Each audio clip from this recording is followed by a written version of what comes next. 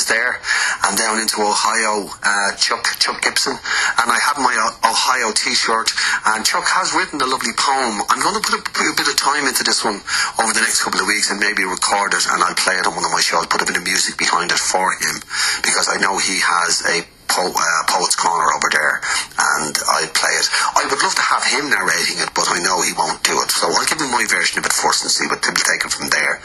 I'm at a special, this is my last song here, I'm at a special juncture. That's a big word, isn't it? A special juncture in my show here. Met this man about, I'm going to say 5 to 7 years ago out on tour. His wife Susan and Chuck Gibson from Ohio over there, USA. He was on a tour over here. He did some Dublin stuff with me, then he went down country.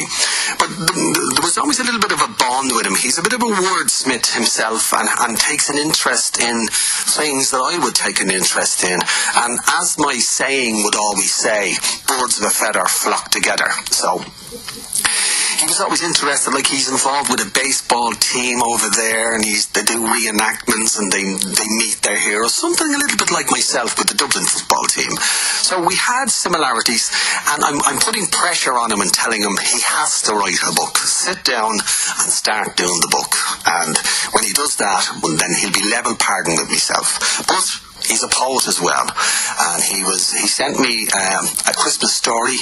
He sent it to me maybe a week ago, and he asked me to do a little bit of embroidery on it, as we say over here.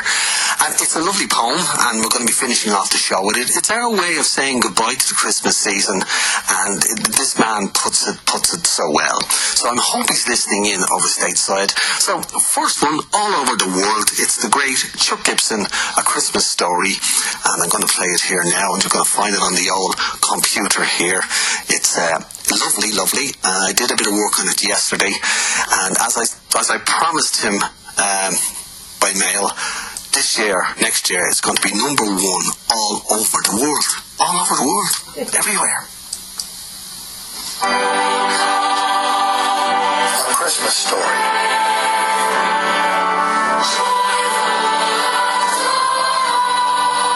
Before Christmas, and all through the town, not a store was closed, not even downtown. Store windows all filled with holiday displays, gifts for adults and for the children to play. The children all dreaming their gifts would be toys, electronic games which make way too much noise.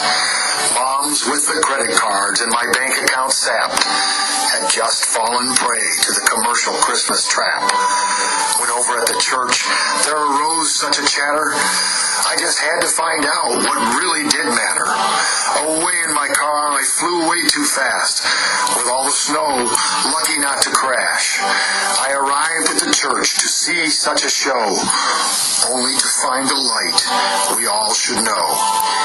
Inside, what to my wondering eyes did appear? But all people to pray and sing with great cheer. So many people, so lively a song, I knew right away this couldn't be wrong. It's about him, the songs did proclaim. It's his birthday. Jesus is his name. I sat and I listened, hands to my chin, about where Christmas really did begin. As I settled myself and looked all around, the church fell silent. You could hear not a sound. The story was told. He was born that day. 3 wise men brought gifts from far, far away. Gold, frankincense, and myrrh were the gifts they brought from the heart, not a store. Those gifts weren't bought. He was wrapped in cloth from his head to his toes. They all looked with wonder. How could they know? The gift which he brought for a reason. The story is clear. He's the cause for the season. With a glow from above, they saw mother and child. As the song says, so tender and mild. Guided by the light of one shining star, the wise men and the shepherd all came from afar. The story was told, the church bells then rang. We all stood in the church as the choir sang. Like on the first Christmas, when the angels did sing. He was born that day, Christ Christmas, everybody.